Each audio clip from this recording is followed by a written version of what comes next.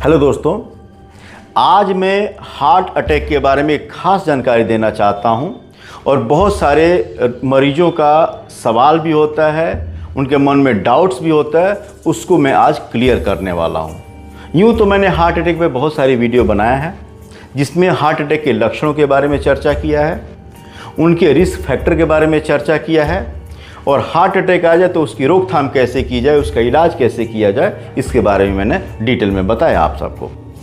अब मैं बताऊं और आपको दिखाऊं भी है कि ये हमारा हार्ट है, ये हार्ट का स्ट्रक्चर है, ये आउटर स्ट्रक्चर है, बाहरी इसकी संरचना है, जिसमें आप देख सकते हैं ये 3 अलग अलग खून की नलियां हैं।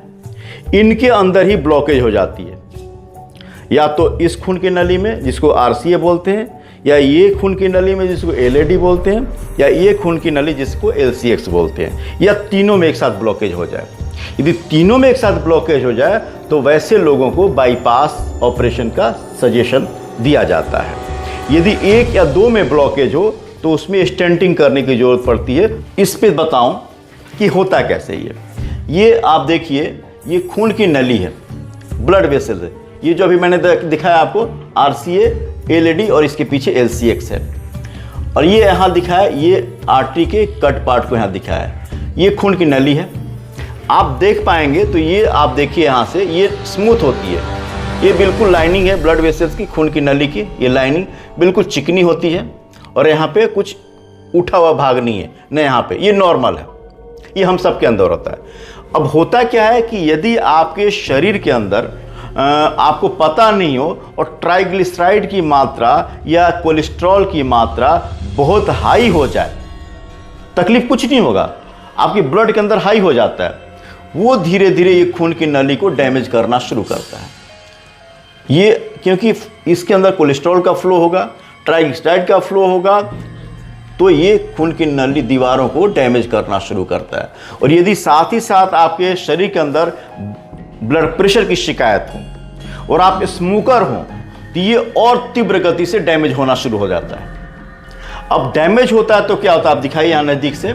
जब ये डैमेज होता है, आप मान लीजिए स्मोकिंग करते हैं तो ये भी इस दीवार को डैमेज करता है, उसके अंदर के केमिकल।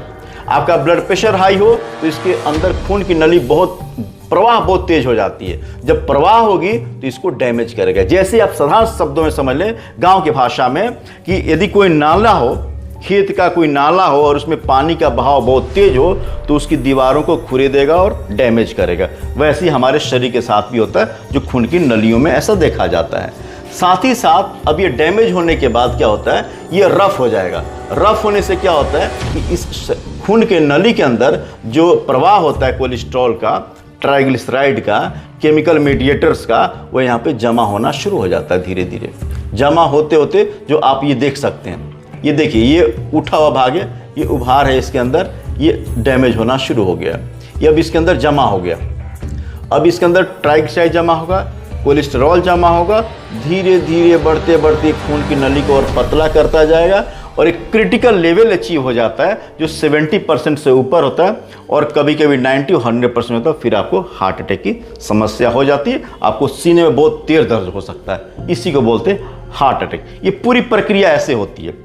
तो ये बचाव के लिए आपको क्या करना है, ब्लड प्रेशर कंट्रोल रखना है, शुगर कंट्रोल रखना है, आपको अननेसेसरी कोई भी मेडिकेशंस का इस्तेमाल नहीं करना है बेवजह, आपको स्मोकिंग नहीं करनी है, आपको स्ट्रेस एंग्जाइटी को कम करना है, चाहे योगा कीजिए, मेडिटेशन कीजिए, खान पान का खास ध्यान रखेंगे आप जरूर, बहुत तला हुआ चीज़, फ्राइड फूड का इस्तेमाल नहीं करेंगे। ठीक, अब मैं आपको बताऊं, क्योंकि क्या होता है बहुत बार इन लोगों के मन में डाउट होता है, डर होता है कि सर हार्ट अटैक आ गया तो अब हम क्या करें, कि सर एंजियोग्राफी होगी तो कहीं हार्ट का चीड़-फाड़ तो नहीं होगा, हमको खतरा तो नहीं होगा, हम कहीं और नुकसान में तो नहीं चले जाएंगे, अभी तो हम बिल्कुल ठीक हैं, आपने दवाइयाँ दी हैं, छाती में दर्द भी नहीं हो रहा है, हम तो बिल्कुल अभी ठीक हैं, फिर भी आप क्यों सलाह देते हैं?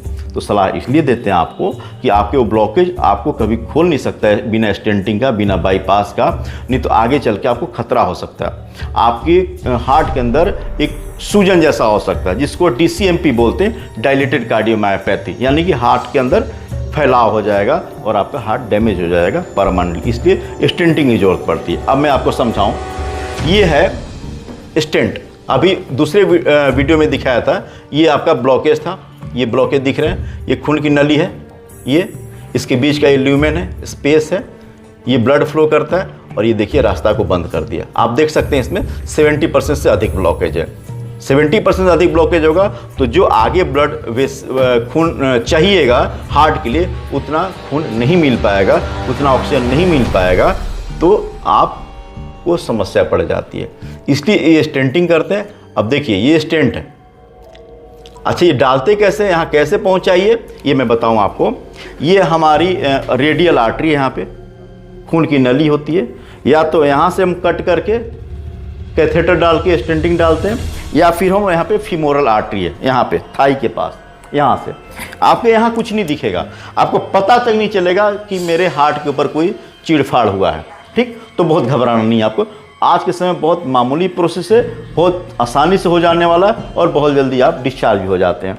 तो यहाँ से हमने स्टेंटिंग किया, कैथेटर डाला, और ये आगे आते आते आपके यहाँ जाते जाते हार्ट के अंदर, और ये वही दिख रहा है यहाँ पे, ये स्टेंट है, ये आपको दिखेगा यहाँ पे, ये स्टेंट डाल दिया यहाँ पे।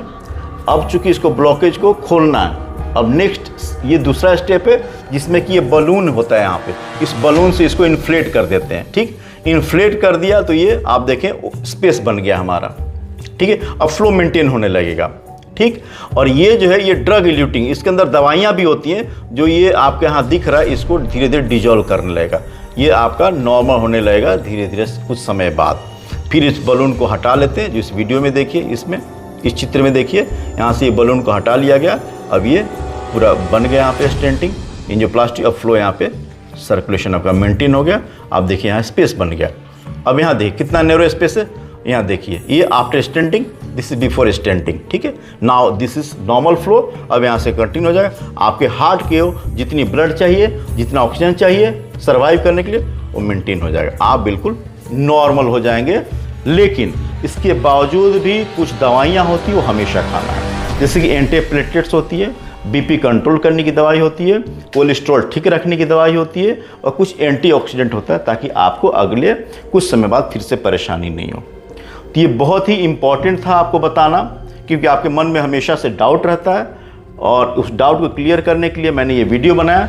आज के समय में, आज के बदलते माहौल में, बदलते खान पान के तौर तरीक़ों की वजह से हार्ट अटैक की संभावनाएं बहुत तेज़ हो गई हैं। इसलिए मैं हमेशा ये प्रयास करता हूं कि आप सबको कैसे स्वस्थ रख सकूं, आपको कैसे अधिक अधिक जानकारियां दे सकूं, ताकि आप अपने परिवारजनों के बीच में स्वस्थ रहें, सुरक्षित रहें, खुशहाल रहें।